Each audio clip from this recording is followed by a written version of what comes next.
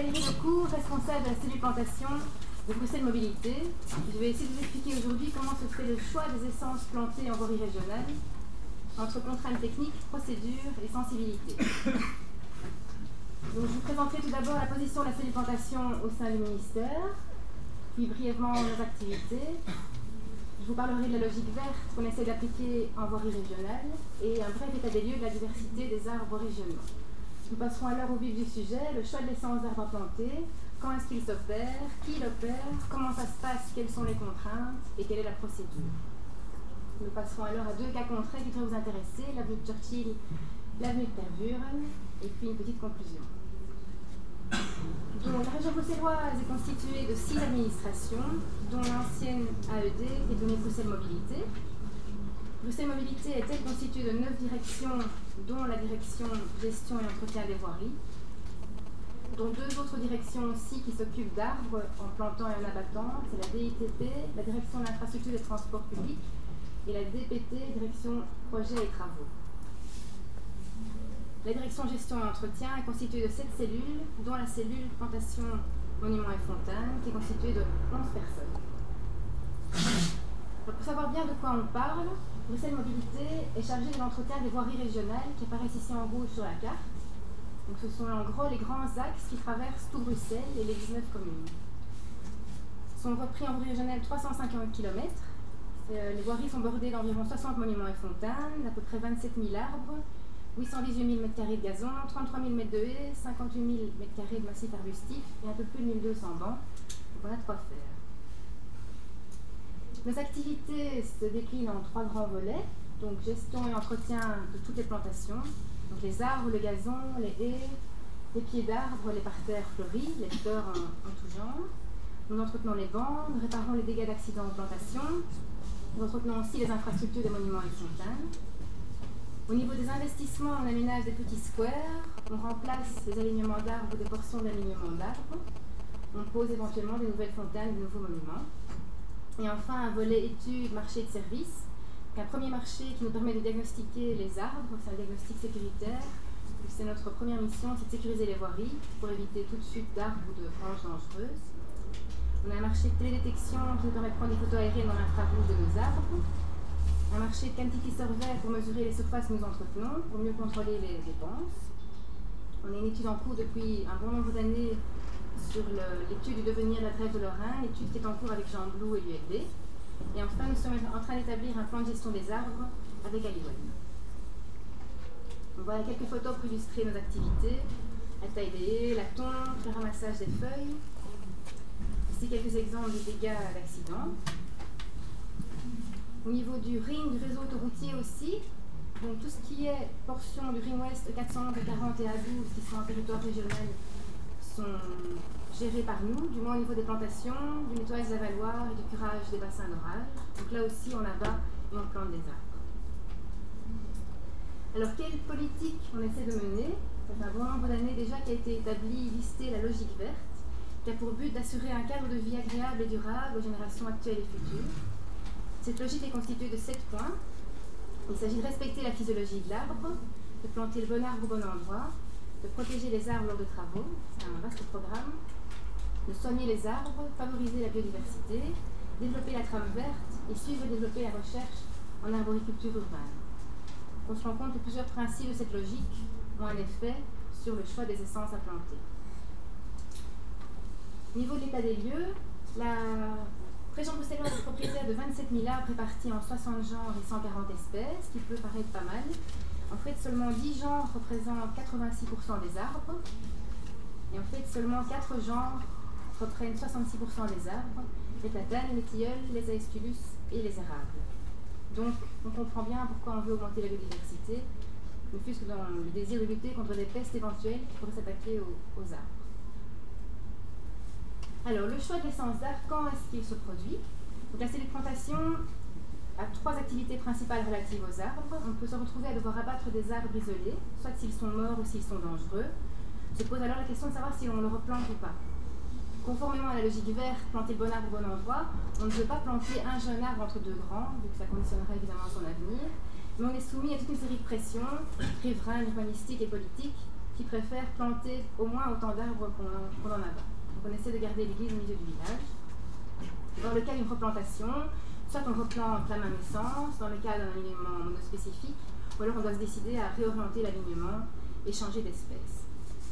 Dans le cas où on abat et qu'on replante des portions d'alignement ou des alignements complets, là on a un nouveau choix d'espèce à faire.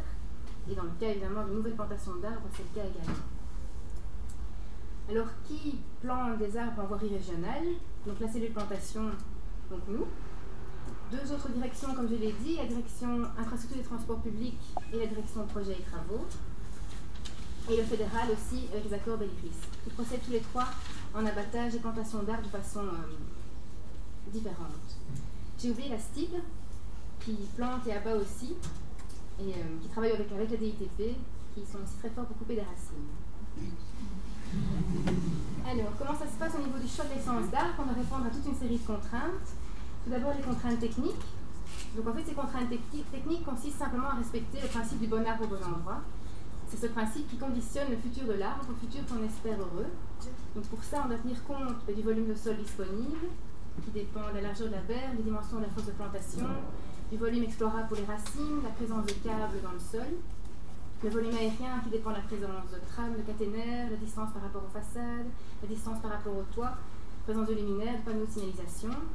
Et enfin, un environnement qu'on peut qualifier de riverain, et que les riverains, on travaille pour eux, donc on doit écouter leurs demandes, mais ils sont fort exigeants, ils ne veulent pas de fruits sur leur trottoir, pas de miel sur leur voiture. C'est pas évident. Donc voilà par exemple deux exemples difficiles à gérer d'arbres qui ont été plantés au mauvais endroit. Avenue Besme, un tilleul qui déforme les trottoirs, une force de plantation trop petite. Avenue Bruckmann, des platanes plantés trop près des façades qui nous obligent à tailler trop fréquemment à notre goût. Donc c'est important de planter des arbres au développement adaptés au lieu de plantation. Ici un exemple du boulevard Louis Schmitt. Donc on voit le tracé que le tram a fait au niveau des feuilles, qui a été aidé par quelques tailles. Et on voit surtout à droite le tube de transport que demande aujourd'hui la STIB. Donc, je ne sais pas si vous voyez très bien, en fait il demande qu'il y ait une distance de 2 mètres, à la fois en largeur et en hauteur, autour du gabarit de leur tram, cinématique de leur tram. Donc ça c'est impossible à respecter avec les plantations existantes, et même au niveau de nouvelles plantations, il reste vraiment peu de place pour les arbres. Donc pour illustrer l'ensemble de ces contraintes, j'ai repris l'exemple de l'avenue Churchill. Dans le cadre de la rénovation de l'alignement d'arbres, il faudrait choisir une nouvelle espèce. Donc que faire? Il faut respecter le gabarit du tram. Donc il faut que les branches basses soient remontées au moins à 6 mètres de hauteur pour passer au-dessus du tram. Il y a le gabarit de voirie. Il faut savoir que le long des voiries régionales, il faut que les camions puissent passer. Donc les branches basses doivent être remontées à minimum 4,50 m de hauteur. Les bermes sont souvent étroites. Le sol est tassé. L'eau est peu disponible vu qu'elle ruisselle fort. Les arbres doivent être majestueux. Et enfin, les arbres doivent être disponibles en pépinière. En voirie régionale, on plante souvent des grandes quantités d'arbres, donc il faut que les arbres soient disponibles. Ici, une illustration de l'environnement riverain. Donc voilà des pyrrhus canéranage anticlair qui se sont avérés finalement porter des poires, ce qui a posé beaucoup de problèmes à plusieurs personnes. Avenue Charles-Quint, avenue des Nerviens, un peu partout. Et malgré le fait que ces arbres étaient bien beaux, on a dû les remplacer finalement par des variétés stériles. Alors, les contraintes aussi qui sont importantes pour nous sont les contraintes qu'on peut qualifier du vivant. Il y a toute une série de pestes, soit présentes à Bruxelles déjà, soit qui menacent. On a déjà parlé du Cameraria, du Pseudomonas qui s'attaque au genre Aesculus, qui font qu'on préfère ne plus replanter, en tout cas de façon massive, les Aesculus en région bruxelloise. On a la graphiose de l'orme qui nous empêche aussi de planter les ormes, mais il existe heureusement des variétés résistantes aujourd'hui. Et il y a toute une série de menaces par rapport aux platanes, le champre coloré, le tigre du platane, excusez-moi, la maladie Massaria platani aussi qui pourrait apparaître. Il faut faire attention dans les plantations de platane et à éviter fort probablement. Et alors apparaît aussi de nos jours le champignon, la calarose du frêne, qui nous déconseille la plantation malheureusement de frêne aussi en voirie. Enfin, il y a toute une série de sensibilités. Un arbre en voirie régionale a intérêt à être résistant au sel de déneigement, au vent, à la compaction du sol, au soleil, surtout vu le réfléchissement des façades, un arbre peut être bien grillé. Donc il faut prendre toutes ces considérations en compte pour choisir le bon arbre au bon endroit. Alors au niveau de la biodiversité, donc je vous l'ai dit, on est désireux depuis longtemps d'améliorer la biodiversité des essences d'arbres plantés. Ici je vais vous présenter quelques petits exemples Ici par exemple l'avenue du Carevel, on a replanté des Magnolia Galaxy l'année passée, en remplacement de cerisier du Japon. D'ici peu, si tout va bien, s'il y a encore moyen, on replantera des Ulmus lutes, donc des ormes résistants à la graphiose, avenue des Croix du Feu. Ici un exemple, avenue Jacques Brel, où on a replanté des cerisiers du Japon, ce qui n'est pas très original, vous allez me dire, mais on a pu au moins pour une fois profiter de la largeur de bermes importante pour replanter cette espèce qui pose beaucoup de problèmes en trottoir, en voirie, vu son enracinement traçant. Enfin, un chantier qui vient de se terminer, c'est à Scarbeck, c'est l'avenue Britsix. Nous avons remplacé un alignement de marronnier vraiment mal en point par un alignement de ginkgo. Alors, une petite parenthèse sur la biodiversité et l'indigénat, qu'on en a beaucoup parlé déjà, c'est pas vraiment mon domaine de prédilection, j'irai très vite. Mais pour nous, deux questions se posent. Est-ce que le maintien, l'augmentation de la biodiversité est bien compatible avec le respect de l'indigénat? Une question a déjà été posée ce matin. Et alors, est-ce que l'indigénat des arbres est bien nécessaire pour assurer la biodiversité de la faune, les oiseaux, les insectes? Mais là aussi, on a en partie répondu. La question reste, quelle essence planter? Enfin, on respecte également le paysage. Donc, au niveau de l'esthétique, on doit tenir compte des unités paysagères. Il faut que l'arbre choisi tienne compte de la grandeur de la voirie, de l'ampleur du bâti. Les alignements sont supposés en voirie homogène, en croissance, en naissance. Mais les choses peuvent commencer à changer, la mentalité commence à s'assouplir, on va dire. On tient compte de la nature avoisinante, c'est la forêt, les zones naturelles. Et enfin, l'histoire des alignements est aussi importante à prendre en compte. Ça soulève le problème auquel la région bruxelloise est confrontée, ce sont les boulevards léopoldiens. Donc toutes les voiries qui ont été plantées par Léopold II, les avenues Churchill, Albert, de Tervuren notamment, ce sont des voiries qui devront petit à petit, pour lesquelles les alignements devront petit à petit être remplacés dans les 5, 10, 15 ans à venir. Et pour le moment, on n'a pas encore d'accord, on ne sait pas encore vers quelle essence ou quel mélange d'essence s'orienter. Ça, c'est une réflexion qui devrait être menée pour choisir peut-être pas directement des essences, mais alors des lignes de conduite à suivre pour la rénovation de ces grands boulevards. Ici, par exemple, la Drève de Lorraine, donc dans l'étude du renouvellement des arbres de cette voirie, qui n'est pas encore prévue. Et à partir du moment où il faudrait choisir une essence de replantation, eh bien, on ne s'en sort finalement pas tellement, puisqu'il faut choisir une essence qui respecte les contraintes techniques, qui reproduit l'effet de rêve, qui tient compte de l'environnement forestier, du fait que la forêt de soigne est classée. Certaines personnes sont très attachées à la couleur de feuillage, se posent la question de l'indigénat, donc on n'a pas encore trouvé la solution. Ici, l'avenue de Tervuren, avant et un peu plus tard. Et donc là, évidemment, on a tenu compte du fait qu'il fallait absolument des arbres de première grandeur à planter sur l'avenue, dans notre proposition d'espèces. Alors, au niveau de la procédure, donc, au moment de l'élaboration du projet, la cellule plantation essaie de consulter le maximum de personnes possibles. Donc, toute une série d'acteurs compétents, de techniciens, qui peuvent être à l'IBGE, à l'urbanisme, qui peuvent être des riverains, des associations. On essaie aussi de s'encadrer avec des experts indépendants, qui peuvent être des universitaires par exemple. On est soumis souvent à des contraintes politiques. Les communes peuvent avoir des avis assez oppressants, surtout aux approches des élections, par exemple. À partir du moment où on a constitué notre dossier, on introduit une demande de permis à l'urbanisme qui la gère. Donc là, c'est une procédure qui nous échappe, mais lors de cette gestion de dossier, ce traitement de la demande de permis d'urbanisme, vous organisez une enquête publique, une commission de concertation au cours de laquelle différentes instances ont l'occasion de donner leur avis consultatif. Et enfin, dans le cas d'un site classé, la Commission royale des monuments et sites peut, elle, émettre avis à un avis conforme. Nous recevons alors de la direction de l'urbanisme soit un permis avec condition, soit pas de permis du tout. Et le cas échéant, nous pouvons alors procéder à la plantation des arbres. Donc voilà, pour terminer les deux exemples, donc l'avenue Churchill, il faut savoir que la proposition initiale des techniciens donc de la cellule plantation encadrait toute une série de personnes était le métaséquoia. Alors pourquoi métaséquoia? Parce que c'était très positif au niveau du respect des contraintes techniques. Ce sont des arbres de première grandeur, au fût rectiligne, à la taille facile, pas de bois cassant. Au niveau des contraintes du vivant, il n'y a aucune peste connue. Pour la biodiversité, c'était très bien, vu qu'il y a très peu de métaséquoia à Bruxelles.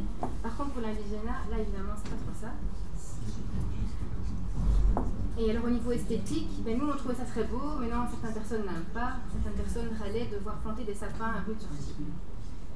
Donc on a introduit la demande de permis, il y a tout le processus qui s'est mis en route, les riverains ont beaucoup réagi, les instances ont finalement pris leur décision, et nous avons donc reçu un permis qui permettait l'abattage de 85 marronniers, donc tous ceux situés dans les arrêts de tram, plus ceux isolés dangereux dans l'alignement.